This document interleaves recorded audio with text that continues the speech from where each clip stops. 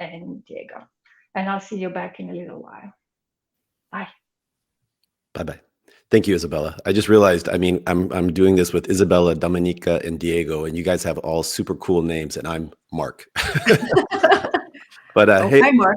hey, right? Hello, everybody. I want to welcome to today's conversation.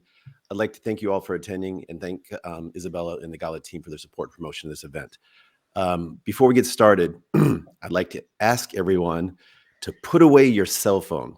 Okay, I know that's madness, okay, craziness, right? But I learned this from Dominika, and I've come across it in several books that I've read since then, that even having your cell phone in sight can be a distracting force and reduce your cognitive capacity. And I don't know about you, but I need all of my cognitive capacity. Okay, so this is a very important topic for all of us. And by you being here today, you're showing that you care about things such as engagement, focus, presence, and their enemies, which are distraction and interruption. And I just want to take 2 or 3 minutes to explain why I'm involved in this conversation. Now, I could quote you a bunch of statistics about anxiety, ADHD, depression, distracted driving, and how they're increasing and they strongly correlate with the adoption of and usage of cell phones and social media and other devices. But the problem with statistics is they're impersonal, they can be manipulated, and they can be debated. So instead, what I'd like to do is I'd like to read you a passage by the author Nicholas Carr that pretty much describes my own experience and feelings. Here we go. Over the last few years, I have an uncomfortable sense that someone or something has been tinkering with my brain. My mind isn't going, so far as I can tell, but it's changing. I'm not thinking the way I used to think. I feel it most strongly when I'm reading. I used to find it easy to immerse myself in a book or a lengthy article. My mind would get caught up in the twists of the narrative or the turns of an argument, and I'd spend hours strolling through long stretches of prose. That's rarely the case anymore. Now my concentration starts to drift after a page or two. I get fidgety, lose my thread, and begin looking for something else to do. Oh, where's my phone? Yeah, okay. So I feel like I'm always dragging my wayward brain back to the text. The deep reading that used to come naturally has become a struggle. Once I was a scuba diver in the sea of words. Now I zip along the surface like a guy on a jet ski. Now that's by the author Nicholas Carr in his book, The Shallows, How the Internet is Changing the Way We Think, Read, and Remember. I highly recommend the book because it explains the science and what's actually going on in our brains. And believe it or not, even at my age, there's still a little bit of neuroplasticity there. And the internet and these devices is doing some nasty things to it. So that passage kind of articulates my feelings. Your experience may be different, but by you being here, you are saying that your ability to stay focused, engaged, and present is important to you. And we're gonna help you with that in a couple of minutes here. Personally, I hated the fact that I'd go to meetings and I'd be splitting my attention between the speaker, my computer, my phone, and going back and forth and not really focusing and just coming out with a very shallow experience, the shallows. I tried to change on my own, but I didn't have much success. I kind of came to the conclusion that just pure willpower is not the answer.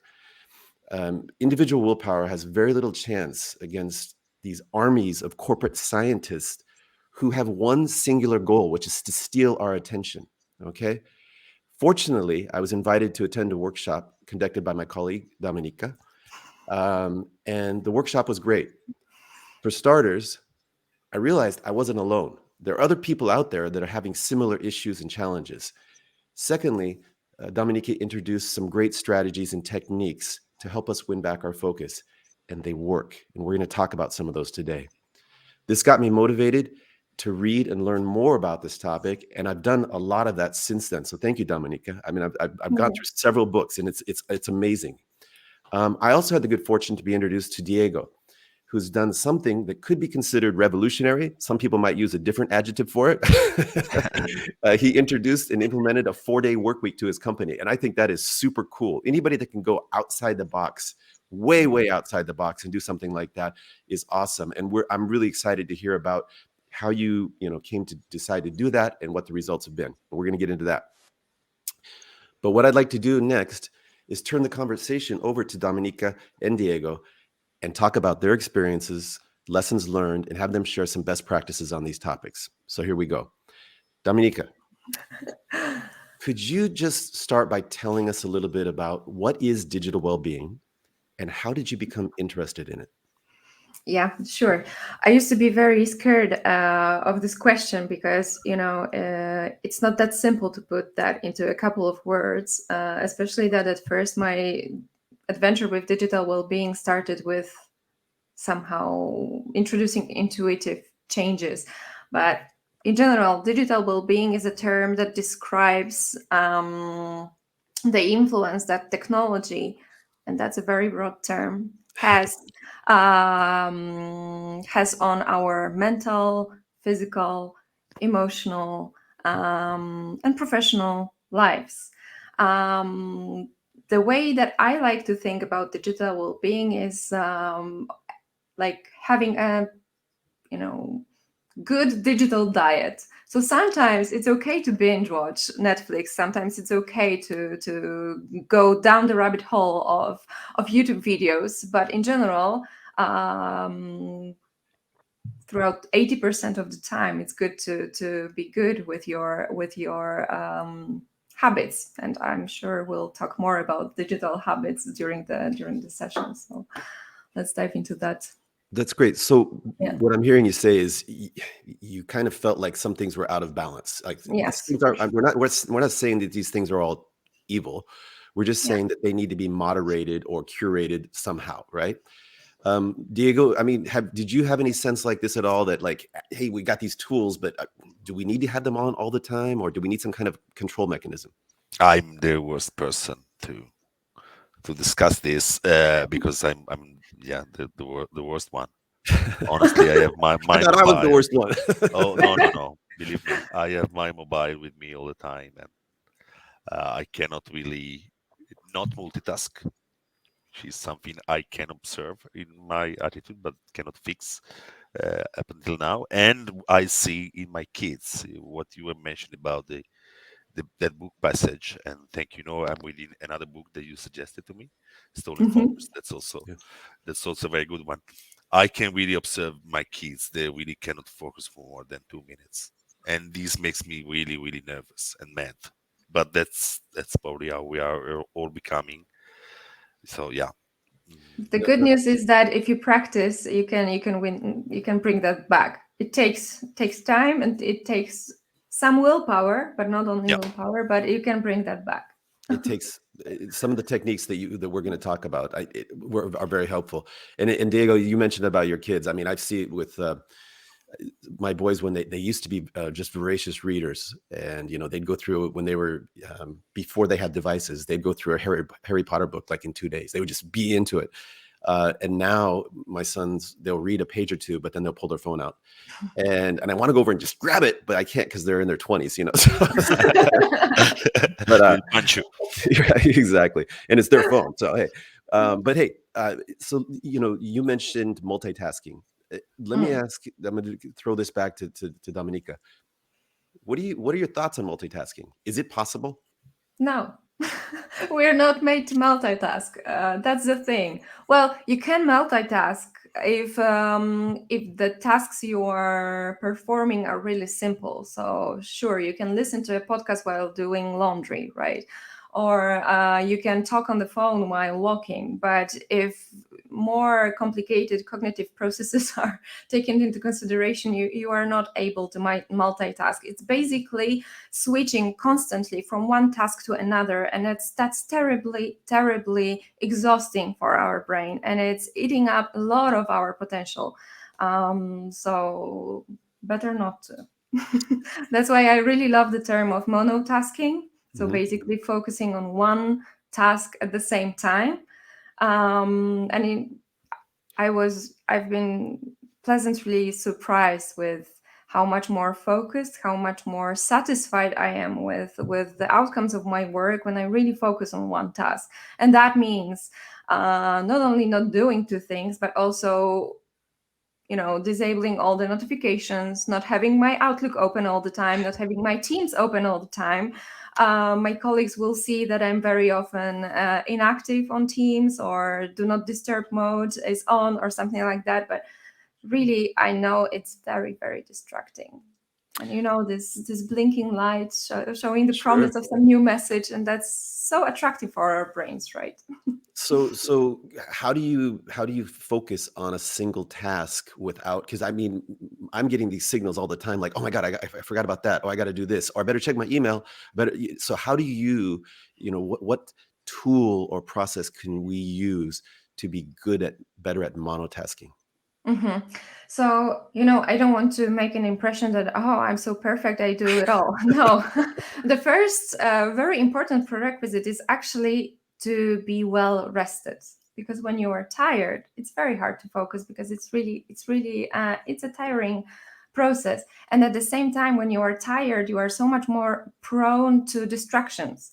So when you have some deep work session in front of you, make sure to schedule it when you are really rested. So that's the first thing. That seems obvious, but when we work in a dynamic environment, sometimes it's very hard to prioritize deep work, right? Because we depend on other people as well. But whenever you can, schedule it for the time of the day when you are really rested and able to focus. Another thing, as you said, Mark, before, taking your phone out of the room. And I mean out of the room, not even out of the sight. And it's so freeing. You will see that at first you can have this FOMO. Oh, what if someone texts me? And then you will realize nothing happens if I don't respond immediately, right? Right. The world doesn't fall apart. So yes, take your phone away. What else? Definitely schedule some time for communication with your colleagues, with your partners, with your clients, because of course we cannot disconnect for the whole time. It's simply impossible. So we should make sure to schedule some time to respond to email, to respond to some communication we've received, but again, let's make it blocked, so that our deep work doesn't coincide with communication. That's awesome. Diego, I got a question for you, but first I want to respond to Dominika here. One of the things that I hear from salespeople, because I'm primarily in a business development role, is I gotta be responsive to emails like this, boom, boom, boom. One of the techniques that I like to use is I check email set times throughout the day. And the times that I don't check email, I just put on an autoresponder that say I'll be checking at this time. And then you know what, the anxiety of missing something goes away. And also my customer or whoever's reaching out to me, they know that I'm going to get back to them, so that they're not left hanging, right? Yeah. Another thing that you mentioned before, and this is really helpful for me, is using, I think they're called Pomodoro, the timer, right? Pomodoro technique. Yeah. Yeah, maybe can you just explain that? And then Diego, I'm coming back to you in a second, okay? Yeah, sure. Yes, not going away. Pomodoro technique is it's a super simple technique where basically you can use any time of a timer, analog one or online one, to track the time of your work, basically dividing it into sections. So 25 minutes of focused work, 5 minutes break, 15 minutes of focused work, and 10-minute break. Maybe 25 minutes, maybe not enough to really go into a subject, to really dive into it, and definitely will not get into the state of flow. But for sure, this is going to help you with the initial anxiety. So, oh, the task is so daunting, like it's so hard to focus. But within 25 minutes is enough to really know what you will be working on, to get excited about this. So definitely Pomodoro technique is great to start. Maybe then when you are already into it, try to increase the time slots of deep work. Excellent. So Diego, you mentioned that you were the worst, and I challenge you on that, because I'm pretty sure I am. So when it comes to fighting the urge to multitask, what has worked for you? I still need to find out, I guess. I've Okay. been reading so many books on this topic, and my goodwill, it's just over after a couple of days, probably. You really need to be working on it. And so I try, Mhm. because I got complaints about my team as well that I'm not focused, I'm not listening, I'm doing something else. So I tried the last couple of days, and then I'm back to the same old habits. But I do think that the Pomodoro technique is great. Um, there are some things that I'm just really not able to do. I love the idea of the autoresponder and not checking emails all the time. Sometimes I would find myself, scrolling down on Outlook or pressing, send and receive, to see if there's a new mail coming, which doesn't make I'm any only sense. laughing because I've done it before, man. Doesn't make any sense. Yeah. Absolutely. So there's nothing that's worked for me, I would Well, say, just because I didn't practice like much. one of the challenging things with being, I mean, you're CEO of a company, and you have a lot of responsibilities, but one of your biggest responsibilities is to kind of develop the vision and strategy for the company, and to be kind of thinking what's next and what's ahead, which requires some of these deep thought kind of I've done that. times. Yeah, I've tried and find my happy place where I can go without any distraction. I do that probably not more than 3 times a year. Okay. But so no internet connection, no phone Oh, calls, that's no great. office. Yeah, I used to have a country house. This is where my grandparents have lived for their whole life, but we sold it, so I need to find another place now. It sounds like a story of one of the stories in Cal Newport's Deep Work. Were you inspired by that?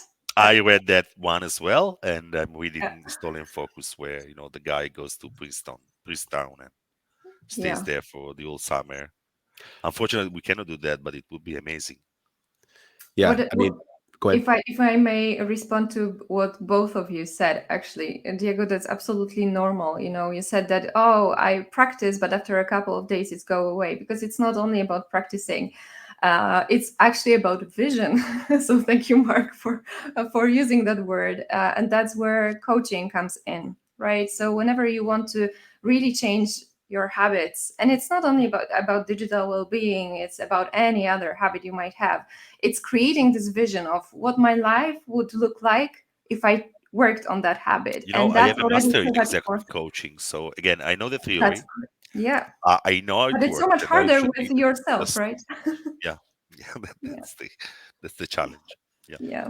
so I So agree. I want to do one more on this topic, and then I want to jump to the 4-day work week. But one of the big issues or distractors you talked about, or we talked about emails and company related things, but social media and all the different productivity apps as well, because we got this Teams and Slack or what, so which are useful, but they also can be kind of intrusive.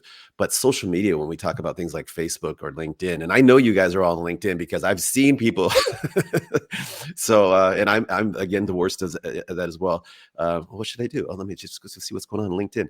But what do you do? What's some best practices? And Diego, I mean, have you found a strategy that reduces your social media time? Again, no. No. I'm really spend too much on LinkedIn. I guess that's part of my role in the Mm, company, to look for opportunities or changes that are going on in the industry. So I don't consider it to be like time I'm losing, because I think okay. it's part of my job. I try to stay away from the notification where I can see the reactions, or the new connection requests, because that's just for something we need, I guess. Yeah. So how many people have seen our post? How many people are commenting? We need to for self um, appraisal, I guess. I try to stay away from that, but I don't consider really my feed on LinkedIn to be a loss of time, honestly, in my case. Well, but I do like the fact that you shut off notifications, and I think Mhm. that's super important, and that just cuts down on the intrusiveness, and you can engage when you feel like it. Dominika, do you have any suggestions or advice? Mm, yes, definitely. Well, first of all, notifications, disabling them, that's a must. Basically, my phone is always in do not disturb mode. Only my partner and my parents can call me, and will distract me. Well, scheduling time to go on social media. and setting a time boundary on that, that definitely helps. Planning your posts in advance, or if not possible, at least planning in your head what are you going to post during this week. Um, Using post schedulers, that's for sure, because you can devote several deep work sessions to prepare the content, upload them into Buffer or anything like that, and simply have the tool posted for you. This will, of course, not substitute the social interactions, but when you have a scheduled time to go on LinkedIn, you can always do that and treat it as a tool. Again, it's there's nothing wrong in going on LinkedIn, even Facebook or Instagram. Although I don't use Facebook or Instagram, it's always about having control and not the tool or the medium controlling you, right? Yeah. Yeah, those are both great tips. One thing I don't have the willpower, seriously. Like I mean I've deleted almost everything from my phone, so at least when I'm on a phone, or when I have my phone with me, I can't be distracted, And I stopped taking the phone to the bathroom with me, which is just a stupid habit, right? I mean, um, but what about my computer? And so I've started using is this app called the Freedom app, and you can pick what sites you want to block, and you can pick the time. So from 8 a.m., I usually start my days a little bit early, but from 8 a.m. Until 5 p.m., it blocks news sites, it blocks social media sites, anything that I feel like, there's a particular car site that I love to go to. I'm into cars these days, and I never have been before, but it's like, I want to. It's blocked. And then it's really helped me. And what happens is after a few days, I don't even miss it. I don't even know, and it's just retraining in my habits. So that anyway, that's helped. Diego, all right. Yep. Let's talk about the 4-day work week. Okay. Yeah. How did you come to think about it? And then what was your, discussion with your leadership team? And just tell us about the experience since you've deployed it. Yeah. So basically, we had an innovation challenge in the company. I think it was back in spring, and one of my employees, she threw this crazy idea of the short working week, and I just forgot about it until I would say August. I was having like a lunch walk. I was not having lunch, but I was walking on the phone, and they thought, okay, let's do it. I came back to the office. I talked with Daniela, and we did it. I mean, I just sent a message to the whole team saying, look, I want to do this, make it possible. And they made it possible. I mean, they were anxious to start with, really, like seriously, very anxious. But then they started to think of new ideas and new things that they could do in order to make it happen. And it worked magic. I mean, they the amount of creativity that this released is amazing. Amazing. But before you, I mean, because that's I love your style of leadership. Let's do it, okay? Before that, though, like, what did you think the perceived benefits would be? Well, I don't like to see people, in the corridor at 5 p.m. longing for the evening or longing to go home or longing for the Friday. Someone in the company would do the countdown to the Friday. Okay, 2 hours to the weekend. I don't like that. I don't like that. We're not in high school. We're not as primary school. So I mean, we need to stay here if there's a need to stay here. So I thought that an extra day of time for the family, the fun would be beneficial for everybody. It's being beneficial for me because I take that as well, which is amazing. Never done that before, never. Good for you. Yeah, I used to work on Saturdays and Sundays also, but in the last 5 years, I'm not gonna do that at all. Even if I own two companies, but I love to delegate and to have someone else work for me as well, which is part of the fun. So yeah, the benefit would be that maybe you are a little bit more stressed for 4 days, but then you have one day more to recover. And I don't like the idea of my team members to that just to long for the weekend because they need to relax. I mean, the weekend is for fun. The weekend is for staying with the family, and that extra day I think is allowing that. That's the But feedback I got. So when I lived in Korea in the early 90s, and then they had Koreans and Japanese used to work half a day on Saturday. And so their whole weekend was sleeping. They'd say, so what are you doing this weekend? Sleep. Yeah. Now they've gone to the 2-day weekends. Let me ask you, in your situation where you have three days off, does everybody work the same 4 days, or do you pick the days that you want to work? Every team, when there is a team, an actual team, they organize their own shifts. So it's not fixed. We cover 5 days every week for our customers. They self-organize the shifts in their own teams. Okay. So it's basically rolling. So I start on the Monday, then I have the Tuesday, the week after, and so on, which also allows us to have a longer weekend every 5 weeks, because you have the Friday and the weekend, and then you have the Monday. So it's and in those cases, you can maybe take a short holiday or go Awesome. somewhere rather than just. And have you felt, I mean, were you concerned at all, like if your team is not there, that the overall productivity might go down? I mean, that's the question, is like, well, if they're not here, how are we gonna serve our customers? That's actually a good question. What about your customers? How can you make sure that they're covered? Well, basically, they now have a 2 point of contacts rather than just one. Mhm. So we Cool. organize the shifts so that this is possible. Productivity is not going down at all. November has been one of our best months ever. It's all about funding new ideas and make good use of technology. And one thing is going to them and ask them to increase their productivity for their own benefit. The one other thing would be, I need more money and be more productive. I don't like that, and they wouldn't, I guess. So yeah, it's all about making them accountable for their own benefit as well, I would say.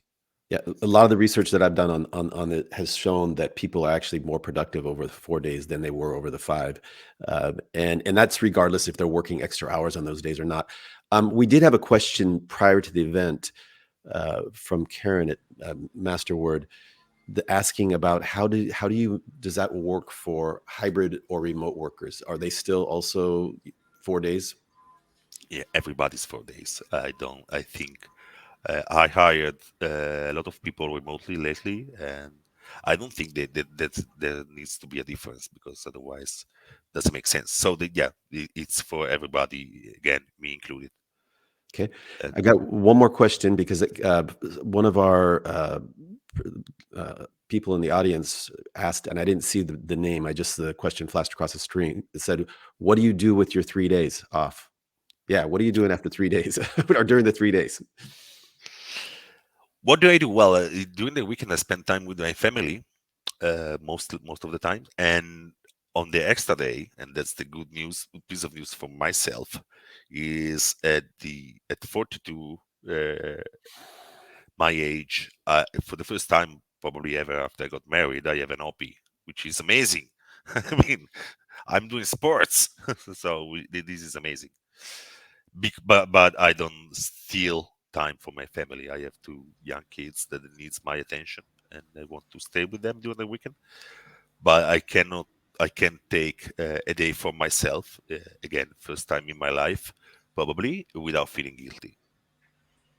That's That's awesome. awesome. Good for you. Skydive, yeah, that's important doing. It's not tiring. You just What a way to clean your head! Like, yeah. So let's bring it back to the general a bit now. I noticed that right when we kicked this off, we did have a comment from I can't pronounce. Please help me out. It's CALOA, regarding exercise in the morning before start working and Kaloa. avoid the Kawala. Thank you. Exercise in the morning before start working and avoid the phone for at least 2 hours after you wake up. Worked for me during the pandemic. Thank you for that, Kawala. Tees up the next question that I have. Then is for both Dominika and Diego. How important is exercise and diet? Let's go to Dominika first. Don't ask me that question, please. Let me start with the no phone after you wake up, because this is something that really resonates with me. So thank you, Kala, for mentioning that. This has been life-changing for me. The moment I stopped sleeping with my phone and waking up to it, the funny thing is that if I leave my phone next to my bed when I'm sick, for example, the first thing I do in the morning is reach for it. So the reflex is still there. So again, it's making it harder for my brain. I keep it in the kitchen, right? But this definitely helps, because you wake up and the first things that appear in your mind are your own thoughts, your own plans, your own emotions, and you can really set the tone to the day. And the moment you take your phone, you're starting feeding it with some other people's thoughts. So definitely that's a game changer. And about exercise, I have a love-hate relationship with exercise. I have to admit, this is something that I'm struggling with, Diego, very much. But recently I started going out for walks in the morning. Because Andrew Huberman, I don't know if you are familiar Yep. with him. Yep. He's an amazing neuroscientist, and he has a lot of material on how to live a happier, more productive life. He said that even 15-20 minutes of a walk in the morning, that already gives your brain the right signal to, okay, it's the day, let's work. And it's also crucial for our hormonal cycles and so on. And the walks have been life-changing, and it's just 20 minutes, but the fact that I go out from home, because I work from home, I work remotely 100% of the time, like getting in touch with the real world, that has been amazing. And also, like, I don't have the afternoon slump anymore. It's great. So definitely. So you basically walk in the mornings before Yes. starting to work. Yes.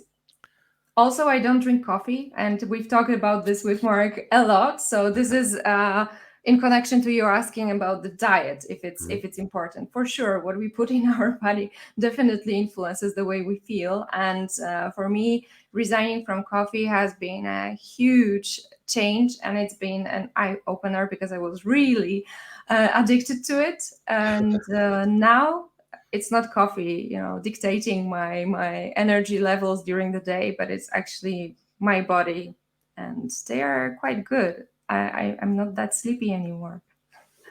Awesome. You have a long way to go, Dominika. A long way. Well, you're Italian. I mean, who would give up on this amazing espresso? I mean, You know the thing, I have Americanos all day long, like many of them. Not even I espresso. drink decaf. I found a very good decaf by Bialetti, and Okay. this works. This works well. I'll try that. So it's funny because after we spoke last time, Dominika, I went off the coffee as well. I'm on green tea, and I drink until noon, and then I'm on just nothing with caffeine in it. And it's helped me. I'm sleeping better. Also less anxiety. I mean, and sometimes if I feel like I got all these tasks piled up, I also go for a walk, and I'll do 15-20 minutes. I don't take my phone, or excuse me, I'll take my phone, but I'm not listening to anything. I will purposely, look at the tree. The tree's green. Oh, that's nice. And just forget about everything for that 15-20 minutes, and then reset. And I totally am with you on that. And Andrew Huberman, yes, awesome guy. He's a neuroscientist, PhD professor at Stanford. Love it. And every day I learn, every time I watch him, I learn something. Back to, by the way, I saw a comment from Allison. She said, iPhone's weekly report about phone usage is often eye-opening and not in a good way. So now I'm going to start using that, and because I'm sure it's going to be depressing. But don't worry, it's not only about it's not about screen time itself. It's really understanding what you are actually doing when you're using your phone. So analyze if the apps you're using are actually detrimental to realizing our goals, or if they are helping. So it's not on. So screen time is not always bad. So don't worry. Thank you. Good. So let me ask you this: how important is sleep, Diego? What are your thoughts on sleep, man? If you ask me today, it's very important. We had a Christmas dinner last night, and so sleep is very, very important. No, I mean, I I usually tend to have 8 hours sleep. Wow, I awesome. couldn't do less than that. It's very, very important. Do The you, thing do you- is that I commute every day, so I need to wake up quite early. Mhm. So no morning work for me because of that. But I 8 hours, 7 hours and a half, I need that, and I do, wouldn't do less. do you have any kind of bedtime ritual so that you go to sleep eat more easily or you sleep better? I don't, and I'm not again a good one with my mobile because I don't know that's how you can sleep easily. 8 hours if you're drinking Yeah. Americanos all day or whatever you're drinking. So, it's amazing, man. Dominika, do you Yeah, have any kind of bedtime rituals or best practices? yeah. So as I said, keeping the phone away of the bedroom, but actually my favorite ritual, and I've been practicing it for a year now, is reading a book before going to sleep. And I used to be an avid reader, but then the ability went away, as for everyone. And when I started the digital well-being coaching course, we had a whole session on deep reading and importance of reading, and how it influences us as people in general. And I started setting up a timer for myself. So every day, 15 minutes, I decided to read 15 minutes in bed. And at first it was, I was anxious to check my phone and when it's gonna end and why am I reading so slowly? But then with time, actually, I think that already after a week, I didn't have to have a timer anymore, and now I cannot fall asleep without reading even one page, even when I'm super tired. Awesome. Yeah. Let me ask you just a couple more questions, guys. Um, what do you do to make sure that when you're talking with a colleague, friend, family member, or whatever, that you're totally in the moment in there and not, I mean, even if, of course, you could be tempted to look at the phone, but sometimes our mind just wanders because they're like, oh my God, I forgot about that email, or I got to do this. How do you stay focused? Diego, do you have a best practice? Yeah, that's really something I'm still struggling with. I really realize when I'm doing it, so sometimes I manage to focus a little bit more, but I don't have any strategy that's working for me at the moment, honestly. Okay. I've been honest as I was doing. Yeah. Yeah, I'm really struggling with that, and this is something my family and my colleagues tell me all the time. Yeah, I mean it's a problem, and I personally hate it. I especially hate it when I can tell that somebody else is not really there when I'm talking to them, but I realize that I'm giving the same impression when I get distracted. Dominika, any ideas? Well, let's maybe talk about calls. Okay, Zoom calls. I think sure, this is where we get most distracted, right? Because I'm not sure. probably when we sit in front of a real person sitting there in flesh, it's enough to put away the phone and really try to focus and listen to the person. Of course, it all depends on the kind of relationship we have. There's so much to talk about this, but there are actually best practices for Zoom calls. So make sure that the only screen you have open is actually the screen of Zoom or Teams or whatever, right? You can disable your own camera, so you don't see yourself, but the others see you. This is That's a also good idea.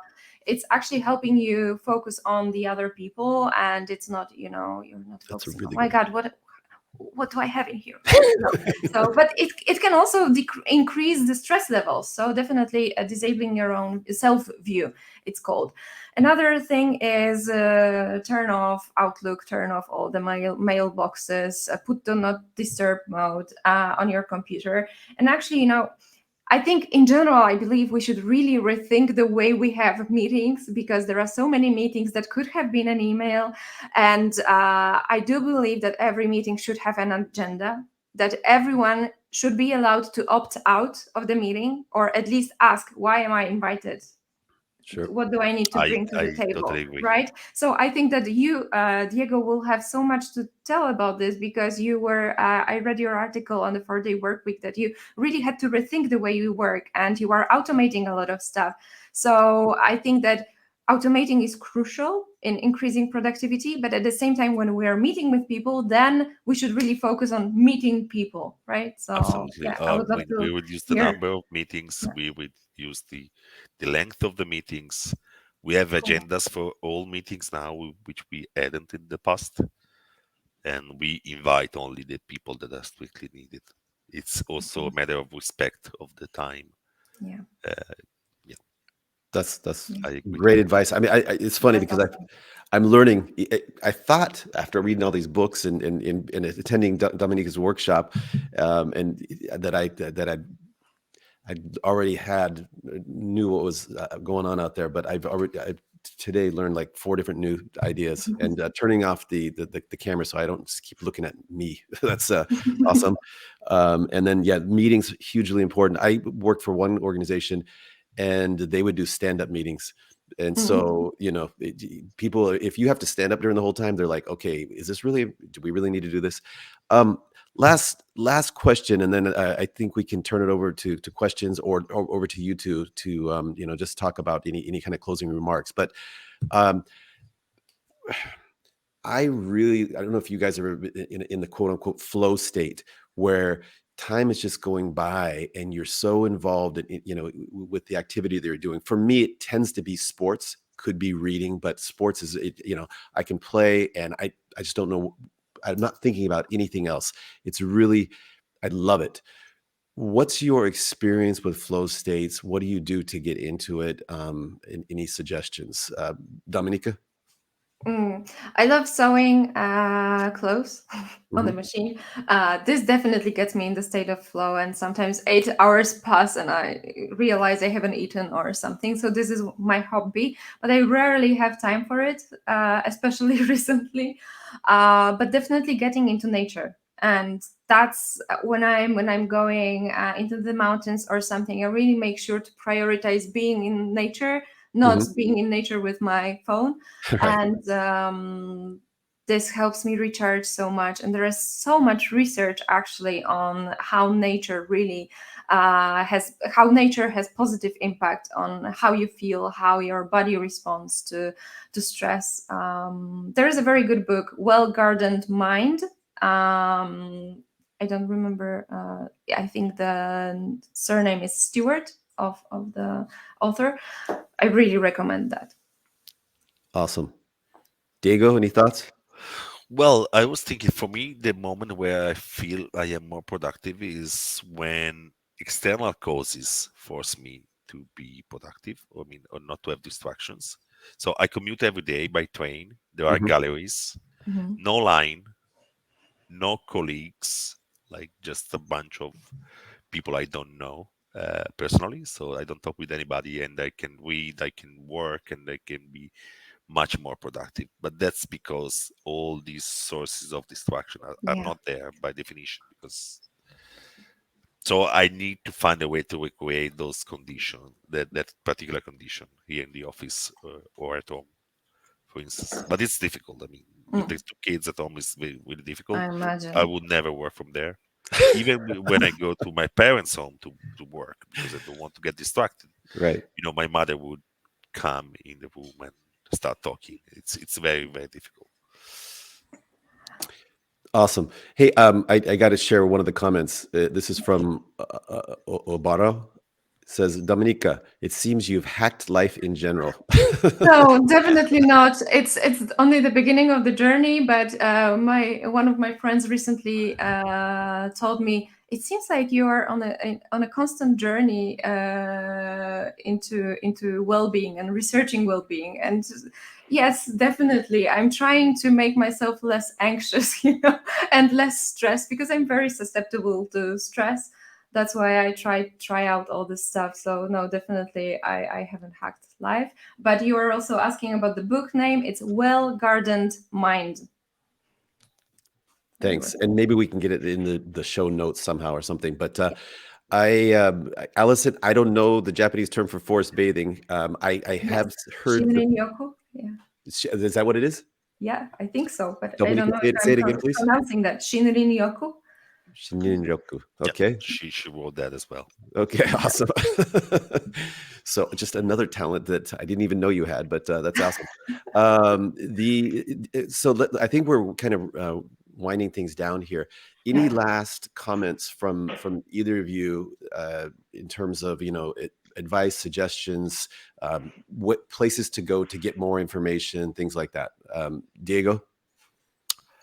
Where to go to get more information? Well, I would love to have the opportunity to see Dominika's workshop actually, and I'm thinking that it will be beneficial for all teams in general, all companies. So this is something I would like to offer to my team as well. Thank you.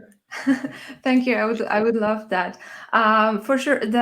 So what I could recommend are the books and of the authors. So I would go to Andrew Huberman's YouTube and podcasts. So the neuroscientist that we mentioned, Cal Newport. He's also a scientist. He wrote a book, Deep Work and Digital Minimalism. Maybe he's not very fun, but he's he has a lot of knowledge, and he has hacked his life for sure. Another amazing author is Chris Bailey. He has written a Productivity Project. Yes, one of my favorite books, because it doesn't put any pressure on you, and it actually shows that productivity is defined by you and only you yourself. You can talk to me on LinkedIn. I post a lot of stuff on digital well-being, and I hope to post more. But I also recommend going to the website and LinkedIn profile of Consciously Digital. That's the institute where I took the course on digital well-being, and they are awesome. They are doing a lot of research as well, and so everything they said is science-based.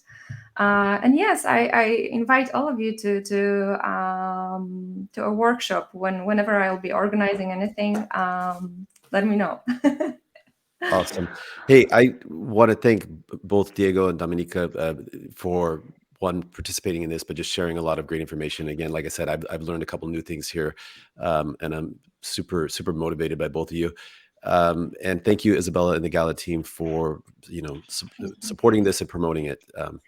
Yeah. You guys are very, very, very welcome, and thank you for all the suggestions. As I think I said before, I belong to the zero resolutions for the New Year club.